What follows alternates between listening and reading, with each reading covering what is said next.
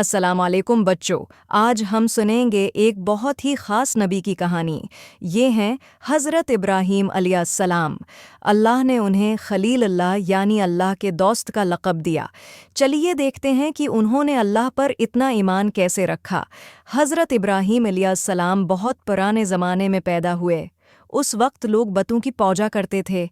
ये पत्थर और लकड़ी के बत थे जो खुद कुछ नहीं कर सकते थे। हज़रत इब्राहीम अलैहिस्सलाम के वालिद का नाम आज़र था। वो खुद बत बनाकर बेचते थे, लेकिन इब्राहीम अलैहिस्सलाम बचपन से ही समझ गए कि ये बत हमारा खुदा नहीं हो सकते।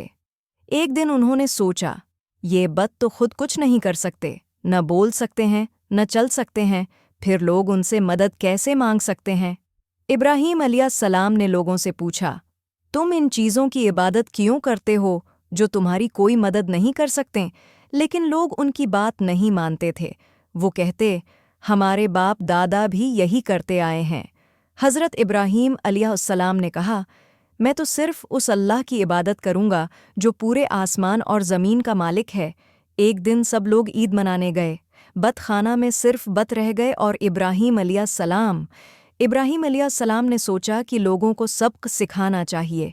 उन्होंने सब छोटे बत तोड़ दिए और कल्हाड़ी सबसे बड़े बत के हाथ में रख दी।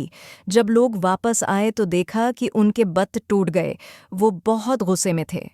उन्होंने इब्राहीम अलैहिस्सलाम से पूछा, तुमने हमारे बत क्यों तोड़े? इब्राहीम अलैहिस्सलाम ने जवाब दिया, मैंने नहीं तोड़ा, ये पूछो इस बड़े बत से, शायद उसने तोड़ा हो। लोग कहने लगे, तुम जानते हो ये बोल नहीं सकता। इब्राहीम अलैहिस्सलाम मुस्कुराए और कहा, अगर ये अपने लिए कुछ नहीं कर सकता, न बोल सकता है, तो तुम्हारी मदद कैसे करेगा? सिर्फ अल्लाह ही इबादत के लायक है। लोग के पास कोई जवाब नहीं था। वो शर्मंदा हो गए, लेकिन फिर भी मानने से इनकार कर दिया। इस वक्त का बादशाह नमरूद था।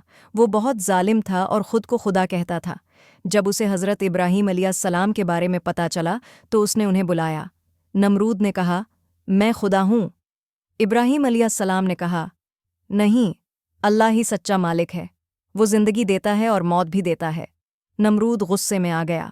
उसने कहा, मैं भी किसी को मार सकता हूँ और किसी को जिंदा छोड़ सकता हूँ। इब्राहीम अलैहिस्सलाम ने कहा, ठीक है, अल्लाह सूरज को मशरिक़ से निकालता है। अगर तुम खुदा हो तो उसे मग़रिब से निकालो। नमरूद के पास कोई जवाब नहीं था। वो बहुत शर्मंदा हुआ और गुस्से से पागल हो गया। नमरूद ने हुक्म दिया, इब्राहीम को आग में डाल दो। लोगों ने बहुत बड़ी आग जलाई। आग इतनी तेज़ थी कि कोई पास नहीं जा सकता था। उन्होंने इब्राहीम अलैहिस्सलाम को मंजनीक से आग में फेंका, लेकिन क्या हुआ?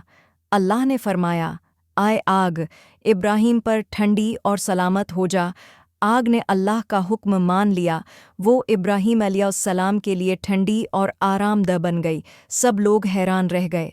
इब्राहीम अलैहिस्सलाम आग से बिल्कुल सलामत बाहर आए। उनका एक बाल भी नहीं जला। ये अल्लाह की अज़मत थी और इब्राहीम अलैहिस्सलाम के ईमान का नतीजा था। बच्चों, इस कहानी से हमें क्या सबक मिलता है? हमेशा अल्लाह पर भरोसा रखो। जब इब्राहीम अलैहिस्सलाम ने अल्लाह पर यकीन किया तो अल्लाह ने उन्हें हर मुश्किल से बचा लिया। हक़ बात कहने से डरो मत।